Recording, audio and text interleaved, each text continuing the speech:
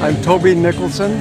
I've been here in Chicago since 1958 when I was a student at Northwestern. I have always been interested in dance, but I grew up in Baton Rouge, Louisiana, and in the 40s and 50s, and nobody had ever thought of a boy dancing at those times. But I got in, I was in theater productions, and directors always said, "Oh, you move very well. You should dance, or I should make a dance for you." And I kept thinking, "Where is it? Let's have it." But so I didn't really get to actually dance or take classes till college. But my senior year in high school, we moved up from Baton Rouge to New Jersey. And instead of doing operettas and minstrel shows like we did in Baton Rouge, they actually did a musical, Brigadoon, and I thought, I died and gone to heaven. I could actually dance. And the choreographer had a studio in town. That applause is not for me, it's for some dancers there.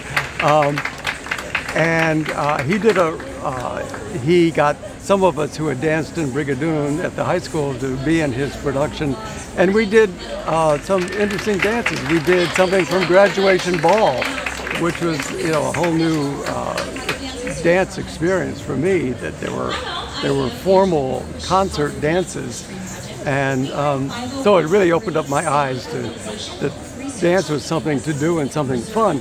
So my first year was at Carnegie Mellon, and I danced. I had to mention that because the dance teacher that all the actors had to take with was Cecil Kit Kat.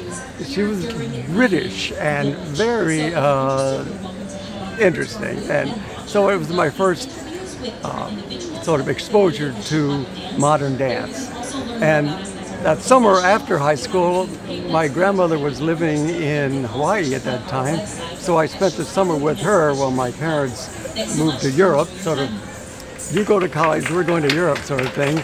We'll see you in a couple of years. So no helicopter parenting there.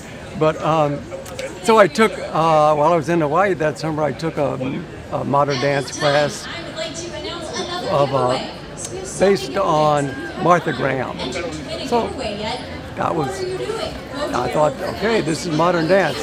Then when I got to Northwestern, sophomore year, Delta Bannister was teaching dance at Northwestern. I took her class. It was largely based on Isadora Duncan. A lot of skipping across the floor and leaping, and I thought, I really would like some technique, and this didn't seem to be technique. So I looked into Chicago, and I found Edna McRae. So I took ballet with her and really liked it. She was quite a force, very dramatic, and those were the days where if somebody didn't cry by the end of the class had been a failure. But fortunately, she didn't usually make the boys cry. But one time I remember she went into the back room and came out with a hammer and said, if you don't get Joe's knees straight, I'm gonna make them straight. And everybody cringed and probably somebody cried. But anyway, I learned a lot with her. But the next year, I was in a production at Northwestern, and Sybil Scherer came to see the production, not to see me, but to see Gretchen Walther, who was a student in her company at the time. And after the production, she came back and said she wanted to see me, and that I had not really danced in the production, but I was a cheerleader at Northwestern, so I knew a lot of tumbling and backflips and things. So the director had asked me to be in the production of Don Juan, and between acts I was supposed to tumble and do things like they would have done in Commedia dell'arte sort of times. So she thought from that I could dance, and I was to go to her house where she and Helen Morrison would audition me. Well, the audition turned out to be having a steak dinner and talking, and that was the audition. And after that, they decided they would take me on. So I joined the company. Sybil had just done her ballet Within the Thicket the year before, and that was the first year. This was 1960 that I joined. In 1959, she did her first professional company ballet Within This Thicket. So I was in the second performance, which was In Place of Opinions, or I'm not sure, Fables and Dreams, something like that. Anyway, it was a collection of dances. And John Neumeier was in the company at that time. We sort of entered at the same time. So for those next 2 years that he was with the company, we did that particular performance a couple of times. And then he left to go seek his fortune in Europe, which we know turned out quite successfully. I stayed with the Sybil Scherer Company for 20 years. But during that time also, there was a professional outdoor theater, which was very popular at that time. Equity theater, where they did musicals, and all the kind of older stars from Hollywood trooped around the country and did guest artist appearance in these shows. So I auditioned for that and was a dancer for 3.5 years in those productions. Things like The Music Man with Van Johnson, The Merry Widow with Katherine Grayson, Guys and Dolls with Tony Bennett, which I understand was his only musical because he hated it and never wanted to speak lines again. He just wanted to sing.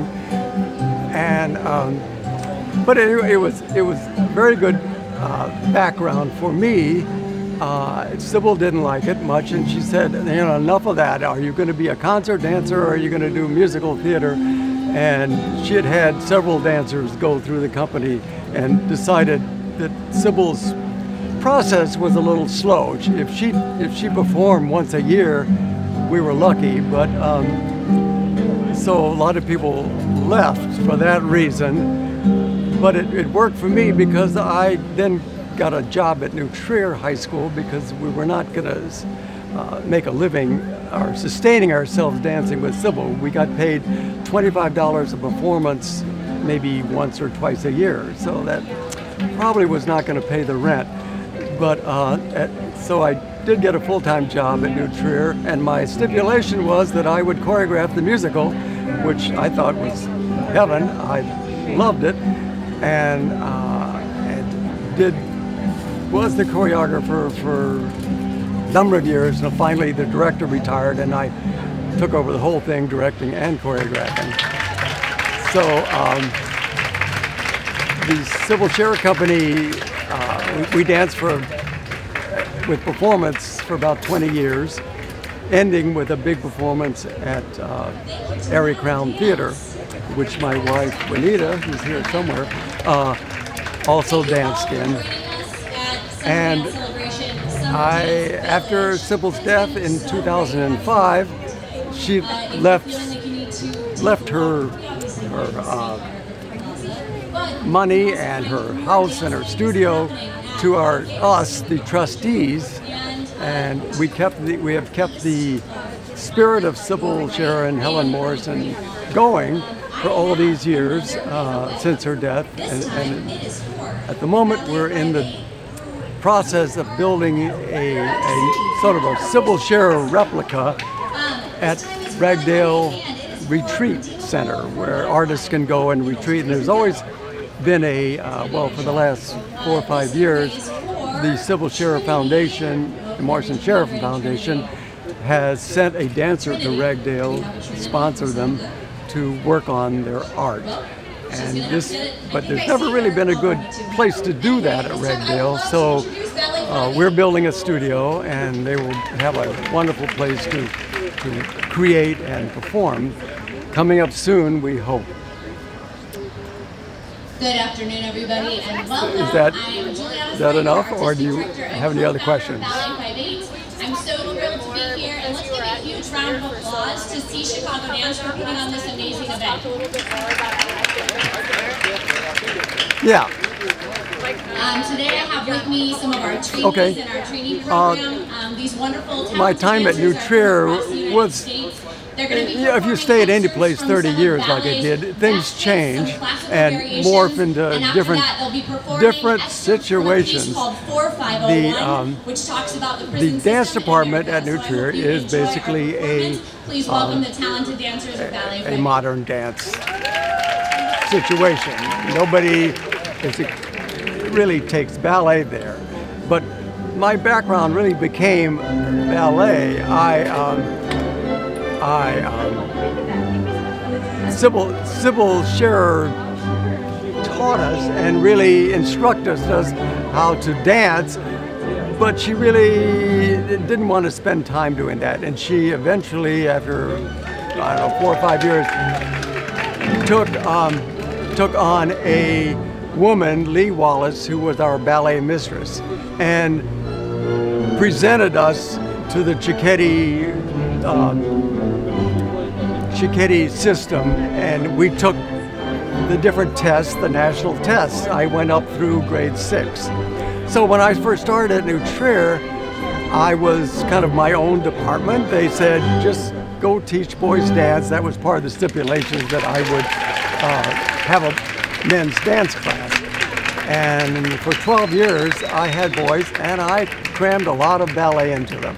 And because they were going to dance in my stuff with the shows and with the dance concerts, and they didn't come to New Trier with 100 years of dance training like all the girls did, who started dance at ballet at 3 or something.